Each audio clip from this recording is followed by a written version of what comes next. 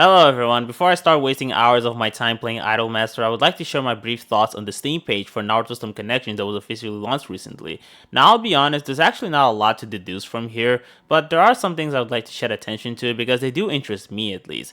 So to start off, I would just like to say that this is actually the first time Steam shared details on the recommended specs for a recent Storm game. The other ones seem to have the recommended section completely blanked except for Storm Revolution, but that game is not really relevant because it was released before they revamped the engine in Storm 4, so the specs listed there are inapplicable.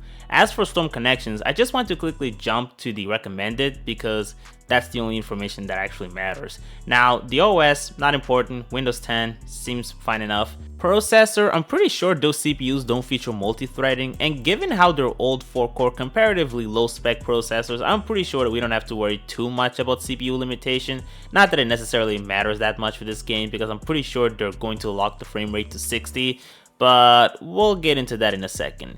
8 gigs of RAM, good enough. Graphics cards, I'm gonna have to put this on hold for now. DirectX, here it says 11, but I think you can also use 12, so that's okay. Here's something that's interesting though. It says here that it requires 26 gigabytes of space. This is actually noticeably lower than Storm 4 because that one required 40 gigs. Now initially I thought that maybe the 40 was taking into account the DLC content released over time, which I'm sure it does, but it is worth noting that 40 gigs minimum has been there since the game was first released. It's not like it got bigger over time. So it does seem like the game is designed to be smaller in size compared to Storm 4. Now this could mean two things. The first one, and it's actually the one I'm the most inclined to believe, which is the fact that this game is less bloated than Storm 4, which I consider it to be a good thing, not just because it means that the game isn't occupying an unnecessary amount of space on my computer, which is something I've been seeing happening more and more and it's pretty annoying. I don't know, maybe I'm just stuck in the PS2 and 3 generation when a game being more than 17 gigs of size was a fucking stretch to say the least. But yeah, I don't like when games take away like half of my disk space. I'd rather save that for pirated anime. I mean dumped anime. I would never pirate anime, that would be illegal. But not only that, it also means that the game will overall feel more stable because one of the downsides of games being bloated to no tomorrow is that the more unnecessary data it has, the more likely it is to run slowly and buggy. So this game might actually run better if they manage to debloat it just a tiny bit. Now, the second way you can view the lower disk size requirement would be to assume that perhaps the game has less content than Storm 4, which, I mean, it is likely, I don't know, I wouldn't necessarily believe that. Granted, we don't know a lot about what's going to be featured in the game, so it's kind of hard to expect really anything, but I will say that it's already confirmed that this will have the largest roster, and the size is still bigger than Storm 3, which, yeah, it is an older game and technically smaller than Storm 4, but I wouldn't consider it like having significantly less content than Storm 4. I personally believe it's just a matter of the game being less bloated, but I'll be real, I honestly don't know. Now, what I want to focus on next are the additional notes because it says that you can run the game at 1080p 60 frames per second at high settings, and they have to be referring to the GTX 960 and R9 280X because that's what's listed in the recommended GPU. Now the thing is, I've played Storm 4 at max settings with my RX 6600, which should be better than both those cards, and I've noticed that some settings bog down the performance pretty hard, especially MSAA. Like, enabling this anti-aliasing in any way noticeably taxes the GPU. Now, I don't know if they finally fixed whatever bug was causing stability issues with MSAA, or if maybe their definition of high settings doesn't tell the full story. I will say this though, it does seem like they cared a little bit more about 60 FPS than they did before, because 62 for a while was kind of out of touch, mostly still targeting 30 FPS with their games. Even Hinokami Chronicles initially didn't have 60 FPS, including on PC, and they patched it later as well as Storm 4, though only on PC. But this time, it seems like they're straight up targeting this frame rate as a basis, which is good, especially because their previous games that did feature 60 FPS had weird behaviors, and it's actually one of the reasons for why a lot of Storm players are on the fence as far as the inclusion of 60 FPS on the PS5, because you can definitely tell that the physics in the game were tied to the frame rate, and because they were initially designed to run at 30, this resulted in some anomalies. Some of the menu transitions can feel either too slow or too fast. The QuickTime events in the Storm Legacy campaign are way too quick, and even the frame data of the game was kind of off. It's actually the reason why a lot of competitive Storm players don't bother playing it at 60 FPS because they're used to playing the game at 30, and if they had to double the frame rate, it would result in them having to readjust to a different meta that realistically would only apply to a small minority of players, because most people are probably playing the game at 30 due to the consoles, and maybe also having lower spec computers that they can't run the game at 60 without tuning down a bunch of stuff. Although I do hope that Storm Connections becomes the new starting point for people to start adjusting to 60 FPS, because I honestly hope this becomes the new meta. For that to be the case, that would probably mean that the PS4 and the Xbox One also have to run at 60 FPS, which I don't think is a very realistic outcome, because if they could, I feel like they would have done it before. But I don't think it's completely unlikely. JoJo's All-Star Battles, which I'm pretty sure uses a very similar engine as the Storm games, that's actually how modders were able to port JoJo characters into Storm 4, and this was before All-Stars Battle was remastered, meaning that they were taking assets from the PS3 title. Now, All-Stars Battles does actually run at 60 FPS on a PS4. Of course, this is a different game, a PS3 game nonetheless, so I'm willing to believe there may have been some things that kind of lended the game more room to be better optimized for 60 FPS compared to Storm. But I do find it interesting that JoJo actually has higher system requirements than Storm Connections, while also having the exact same description regarding the game running at 60 FPS at 1080p.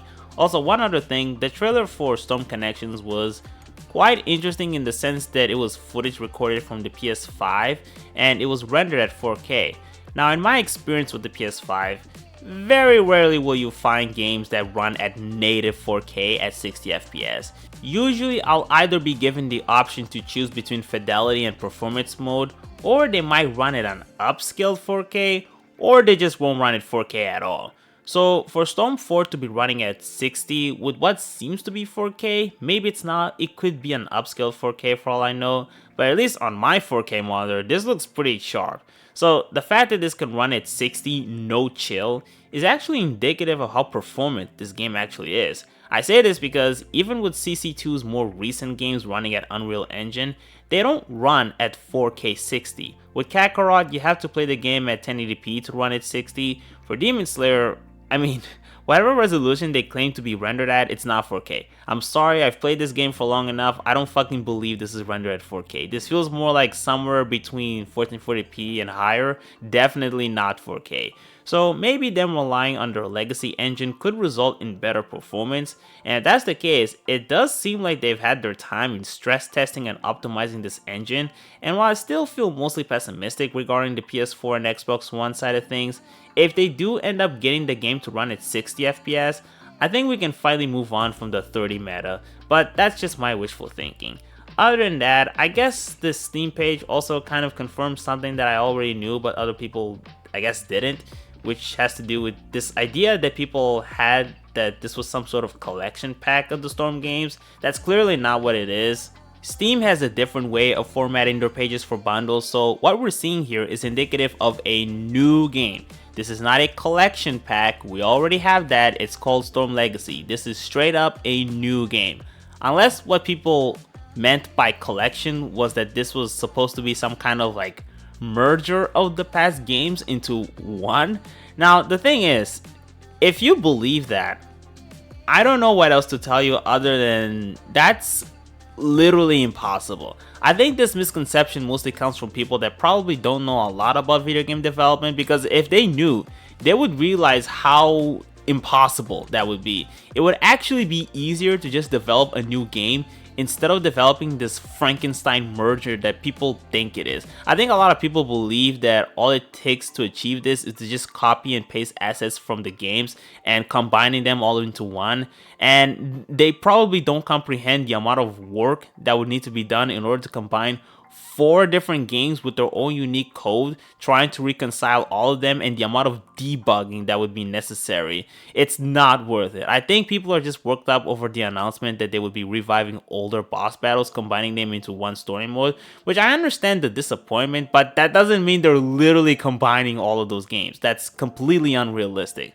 Another thing that people also believe is that this is some sort of remaster of Storm 4, which I guess it depends on how people define remaster. I mean, I think semantically this definitely isn't. It doesn't have Storm 4 in the title. There's no evidence that it will have the same UI design and game modes as Storm 4. So I feel like the only reason why people would assume that this is a remaster is more so speaking from a content viewpoint. Like for example, if the gameplay is 99% the same as Storm 4 with just a few additional characters, you might as well call this a remaster because it's fundamentally the same game. The issue I have with this claim though is that we don't actually know what's going to change. Like, let's think about this critically. All we saw from the trailer were like milliseconds of some character movesets and mini cuts of some ultimates. Now let me ask you something. You see this footage that I'm showing to you right now? This is gameplay footage from Storm Revolution.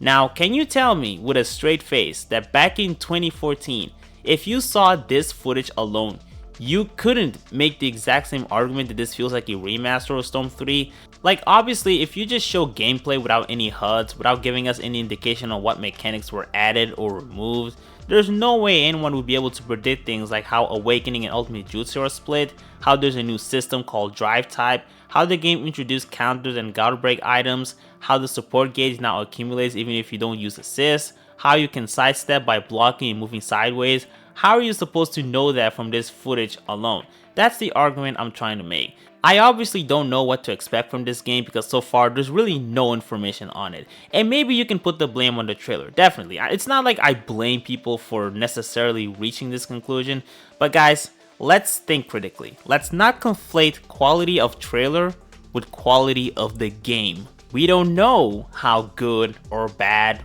or different or the same the game is because it's not out yet, and the only promotional material that we saw from the game doesn't reveal anything.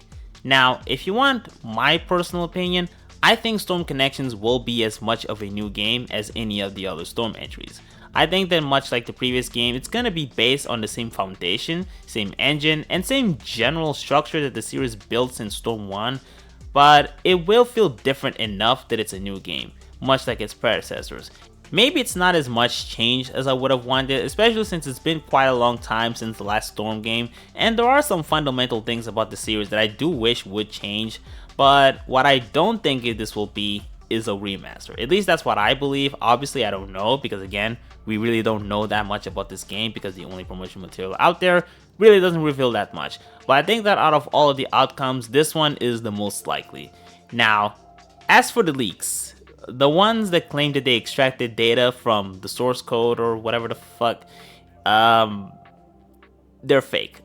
I don't know what else to tell you other than, yeah, they're completely fake. Don't believe every single fucking person that claims to be a leaker. In all likelihood, they're completely bullshitting. And I guess besides that, that's really all I have to say. I'll speak more on this subject if anything else pops out. And until then, take care.